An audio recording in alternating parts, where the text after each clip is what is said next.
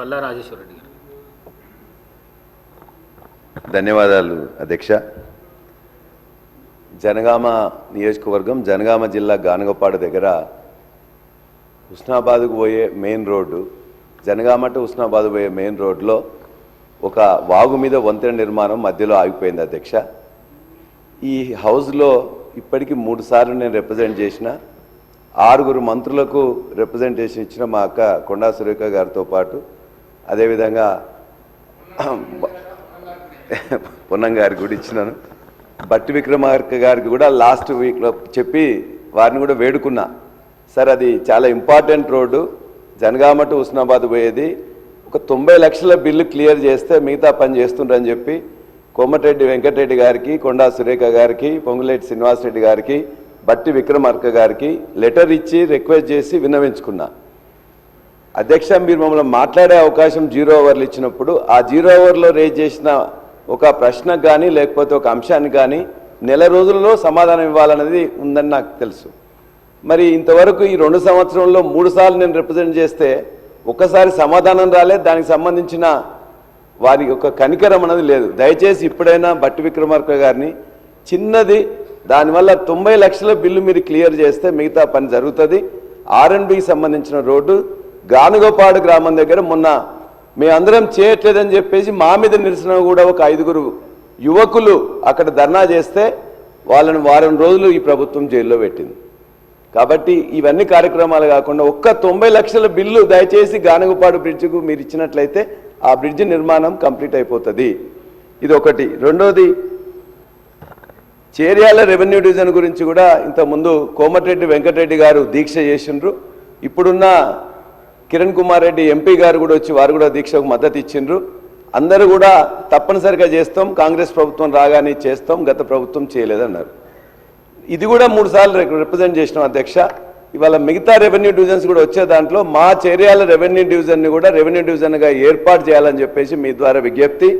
చివరి అంశం అధ్యక్ష, మాజీ సర్పంచులు, ఇప్పుడు కొత్త సర్పంచులు వచ్చిండ్రు, ఆ సర్పంచుల యొక్క బిల్లు పెండింగ్ ఉందని చెప్పేసి వాళ్ళు అనేక రూపాయలు పోరాటం చేసిండ్రు.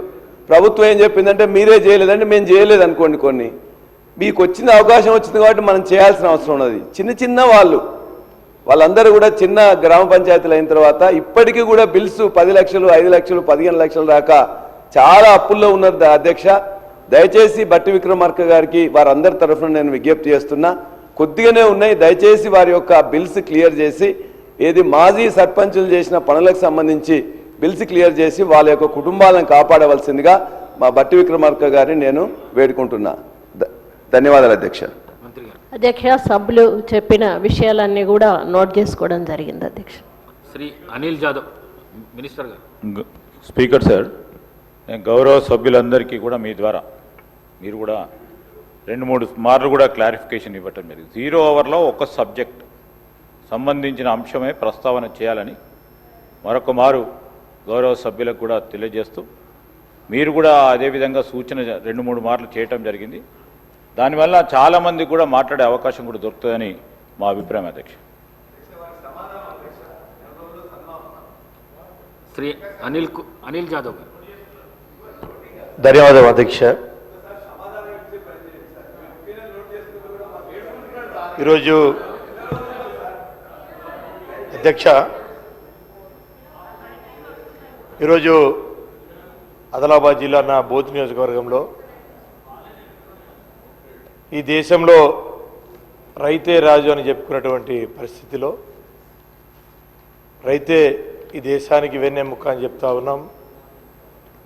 కానీ గత నెల నుంచి రైతులు తమ పండించినటువంటి పంటలు సోయా కానీ మక్కలు కానీ మార్కెట్లో పెట్టుకొని దాదాపుగా నెలన్నర కావస్తుంది. వాళ్ళకు పంటలు కొనే పరిస్థితిలో అధికారులు లేరు, ప్రభుత్వం లేదు. ఎందుకంటే రాష్ట్ర ప్రభుత్వం కేంద్ర ప్రభుత్వం అని చెప్తా ఉన్నారు, కేంద్ర ప్రభుత్వం రాష్ట్ర ప్రభుత్వం పేరు చెప్తా ఉన్నారు. మొన్న మా ఆదిలాబాద్ జిల్లాలో కేంద్ర మంత్రి రావడం, రాష్ట్ర మంత్రి కూడా రావడం, 2 మంత్రులు వచ్చి కూడా ఆ యొక్క పంటలు పండించినటువంటి రైతులను కూడా దగ్గరకు పోయి పరిశీలించిండ్రు. కానీ ఇప్పటికీ ఆ పంటలు కూడా కొంటలేరు. మార్కెట్లో దాదాపుగా 10,000 క్వింటల్ ఇప్పటికీ రైతులు పడిగాపులు కాస్తా ఉన్నారు అధ్యక్ష. చలిలో మంటలు పెట్టుకొని గత నెల నుంచి రైతులు మార్కెట్లో రాత్రిపూట చాలా ఇబ్బందికి గురవుతా ఉన్నారు. ఖచ్చితంగా వాళ్ళు పండించినటువంటి పంటను కొనాలి. ఎందుకంటే వాళ్ళు ఎవరికి చెప్పుకోవాలి అధ్యక్ష? రోజు మేము వాళ్ళు ఎన్నుకున్నటువంటి ఎమ్మెల్యేగా మేము ఉన్నాం, మా ఇంటికి వస్తూ ఉన్నారు, మేము కలెక్టర్లకు మాట్లాడుతున్నాం, మంత్రులకు చెప్తా ఉన్నాం, కానీ పంటలు మాత్రం ఎవరు కొంటలేరు అధ్యక్ష. దాన్ని ఏదో ఒకటి తో చూపి పంటలు కొనాలి, వాళ్ళకి రైతులకు న్యాయం చేయాలి అధ్యక్ష. వాళ్ళు మనకు తిండి పెడతా ఉన్నారు, రైతులు ఏందే రాజ్యం లేదు.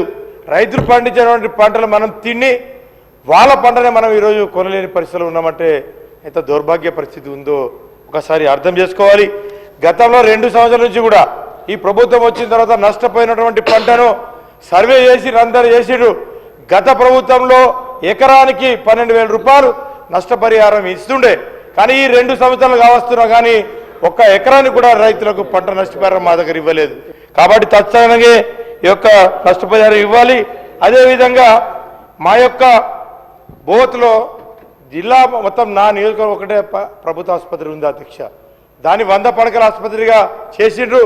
దానికి 5 డాక్టర్లు ఉన్నారు అధ్యక్ష. మొన్న కూడా నేను గౌరవ మంత్రి జుప్పల్లి కృష్ణారావు కూడా చెప్పాను, దాదాపు అక్కడ ఉన్నటువంటి డాక్టర్లను అనిల్ గారు ఇప్పుడే ఎల్ఏ మినిస్టర్ రిక్వెస్ట్ చేశారు. అదే సార్ 0 అవర్లో ఓకే అపాయింట్ చేయండి సార్, డాక్టర్లను అపాయింట్ చేసి మా కూడా ఆదుకోండి సార్. ఎందుకంటే మా దగ్గర ఉన్నటువంటి గిరిజన ప్రాంతం సార్, వైద్యపరంగా కానీ విద్యాపరంగా కూడా చాలా ఇప్పుడు మా దగ్గర ఇంటిగ్రేటెడ్ పాఠశాల ఇవ్వండి అధ్యక్ష. మేము వెనకబడ్డ మా గిరిజనులు చదువు లేదు, ఏం లేదు, మా ఇంటిగ్రేటెడ్ పాఠశాలను ఇవ్వండి. డెవలప్ అయిన నియోజకవర్గాలు ఇస్తే ఏం లాభం అధ్యక్ష? మా ఇంటిగ్రేటెడ్ పాఠశాల ఇవ్వండి, మా యొక్క బోత్ను రెవెన్యూ డివిజన్గా ఇవ్వండి అని చెప్పేసి కూడా మీ ద్వారా ఈ ప్రభుత్వాన్ని కోరుతా ఉన్నాం అధ్యక్ష. ధన్యవాదం. మినిస్టర్ గారు. అధ్యక్ష, సభ్యులు ప్రస్తావించినటువంటి సోయాబీన్ అంశానికి సంబంధించి స్వయంగా నేను ఆదిలాబాద్ జిల్లాకి వెళ్ళి మార్కెట్ పరిశీలించి కలర్ దాని గురించి మాట్లాడడం జరిగింది అధ్యక్ష. యాక్చువల్గా ఇవన్నీ కూడా కేంద్ర ప్రభుత్వ సంస్థల ద్వారా కొనుగోలు చేసే కార్యక్రమం చేస్తున్నారు. దీన్ని కేంద్ర ప్రభుత్వం దృష్టికి తేవడం జరిగింది. సంబంధ వ్యవసాయ శాఖ మంత్రులు తుమ్మల నాగేశ్వరరావు లెటర్ రాయడం జరిగింది. మొన్న కూడా నేను సంబంధ కేంద్ర మంత్రి దృష్టికి నేను స్వయంగా ఆ శాంపిల్స్ చూపించి రైతులు ఇబ్బంది పడుతూ ఉన్నారు, కేంద్ర ప్రభుత్వం కొనే అంశం కాబట్టి కేంద్ర ప్రభుత్వం దృష్టికి తీసుకురావడం జరిగింది. రాష్ట్ర స్థాయిలో దానిపైన చర్చిస్తూ ఉన్న మిగతా అంశాలకు సంబంధించి అన్ని అంశాలు కూడా నోట్ చేసుకోవడం జరిగింది అధ్యక్ష.